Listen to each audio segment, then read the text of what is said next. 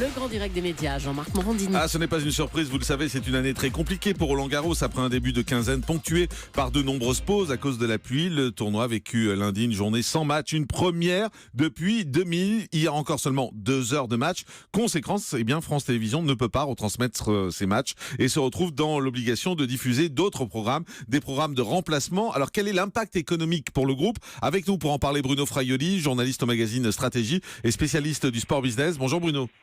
Bonjour à tous. Merci d'être en direct avec nous sur Europe 1. C'est vrai qu'on se dit que la perte financière doit être importante pour France Télévisions.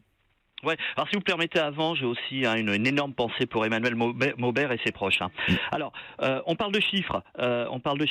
Évidemment, il y a une perte. Alors c'est pas une perte tout à fait, c'est plus un manque à gagner. Je me suis renseigné. Le manque à gagner aujourd'hui pour France Télévisions Publicité, qui est la régie publicitaire donc de France Télé, est de 500 000 euros.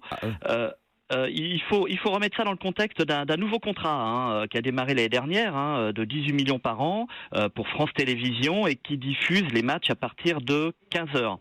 Je peux vous expliquer un petit peu comment ça fonctionne, allez-y. Jean-Marc. En gros, l'annonceur achète les spots par pack, c'est-à-dire on n'achète pas un spot ci et là, on achète un volume global et pour être plus précis, un volume global d'audience. C'est-à-dire que France Télévisions garantit à la fin pour l'annonceur un volume d'audience global pour sa campagne qui ait une couverture, qui ait un nombre de téléspectateurs couverts au minimum. Le problème, et vous l'avez dit, c'est que il n'y a pas de match. Alors soit les spots sont pas diffusés, soit ils sont pas diffusés dans le contexte, ce qui fait que l'audience n'est pas du tout la même. Donc aujourd'hui, ils sont en retard. Et France Télévisions aujourd'hui donc doit compenser ce manque et ce retard par de nouveaux spots. C'est-à-dire par une diffusion de spots dans d'autres cases horaires, c'est ça? Exactement, ouais. et qui seront diffusés après Roland-Garros, parce que là c'est plein. Oui.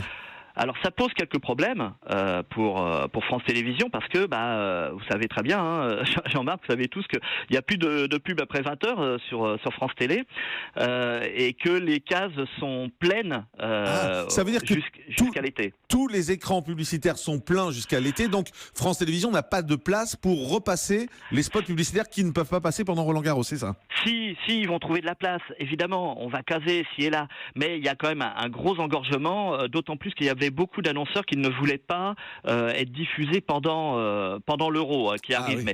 Mais France Télévisions ne diffuse pas de match de l'Euro, donc ça pose pas de problème. D'accord. Donc la perte globale, c'est 500 000 euros. Alors c'est un manque à gagner. C'est plus un manque à gagner puisque cet espace va être diffusé en plus un petit peu plus tard et c'est de l'espace qui ne va pas être vendu.